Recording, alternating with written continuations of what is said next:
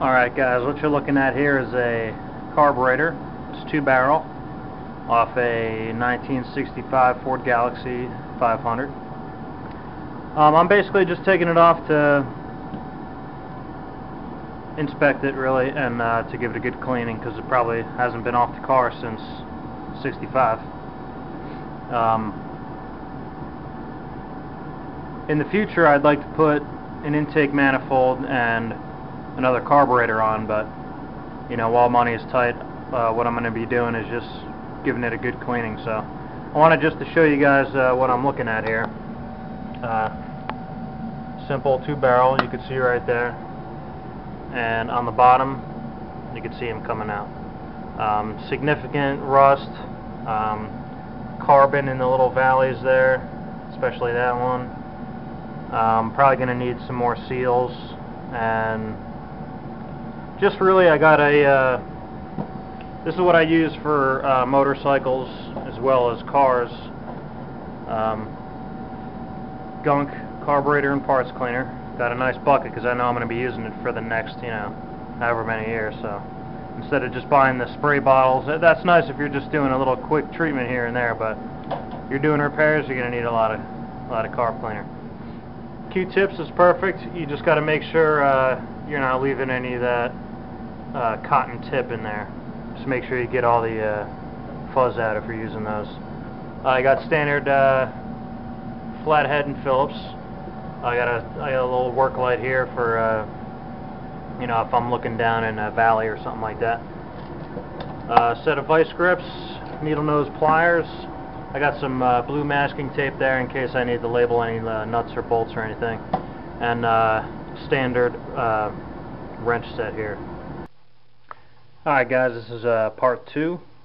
I just wanted to show you basically like the halfway point where I'm at. You can see right here is my float bowl. I just took that out. Obviously I took the top piece off. You know, goes on the top of the carburetor. Just forgive me, I don't know the names of anything. You know, I'm not a carb expert by any means, but just wanted to show you about halfway through. This is down. Let me just see if I can get some good lighting. That's down in my float bowl. Just wanted to show you all. It looks like, you know, I was driving through the desert for like 40 years. But this is all rust buildup. Let me go ahead and scrape some of this for you. I don't know really how well you're going to see it, but see all that dirt I'm moving around there?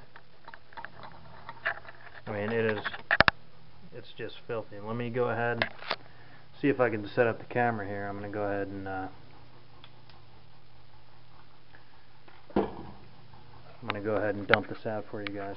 I also found this little tiny clasp here. It was actually at the bottom of my float bowl. It was in all that sand.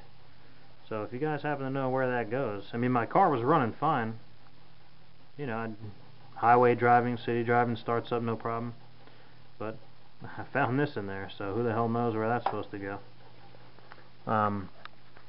Yeah, let me go ahead and set this up. I'm going to go ahead and dump it out so you guys could see really how much was in there.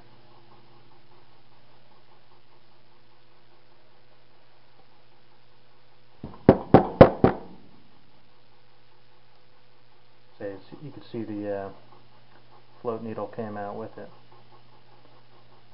But, I mean, that is just atrocious, man. I don't even know what to say about that.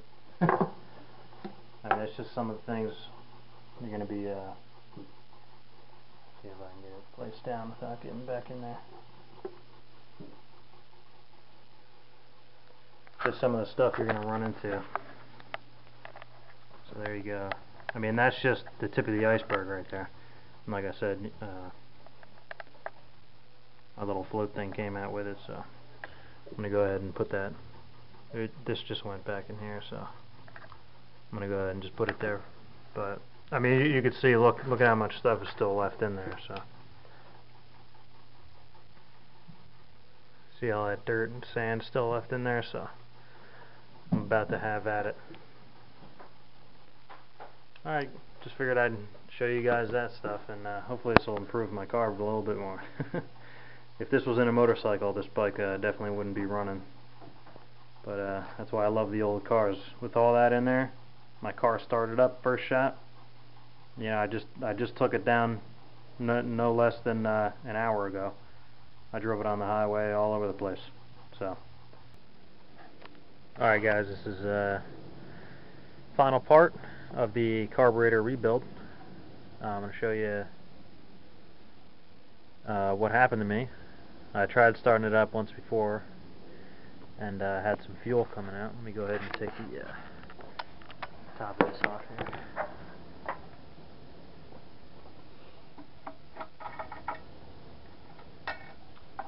What I did, if you saw the first two parts, is took this 2-barrel carb off and did a little inspection and cleaned out the float bowl, sprayed the jets out, and now we're going to go ahead and start it. What happened to me first, inside this float bowl here, on the left hand side, there's a couple clips holding the float bowl together onto the needle, and I forgot to hook that clip around, and without that, when I started the engine would fire up, but I was getting fuel just squirting out of these two ports here because there wasn't any, float measurement. It was just filling up, and it kept going and pouring out the top. So what I did, it's an easy fix. You could leave the carb on and do it. You just got to take these two screws off, and there's two more on the side, and then you just take this nut off, and this whole top ring here comes off, and you can access the float bowl and the jets. So if you don't want to get too crazy with doing a carb rebuild, you could just go ahead and take this top cover off the carb and leave it actually on the car itself, and just do a little treatment there. And you won't have to worry about doing spilling fuel all over your intake manifold or anything like that. So let me go ahead. We're going to try to fire it up and see how she sounds. Maybe do some adjustment to the idle.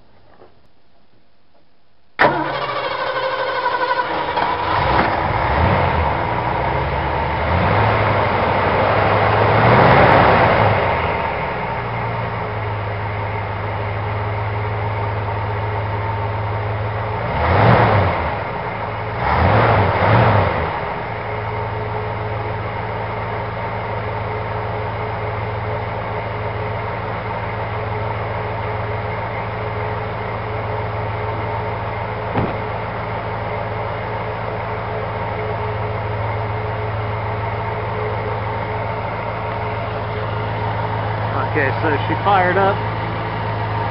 What I'm doing now is I'm just looking for some vacuum line leaks or any gas leaks that might be coming out. You can see right down here, I'm going to point to the idle screws. It adjusts your mixture. It's right here. And there's one on the other side.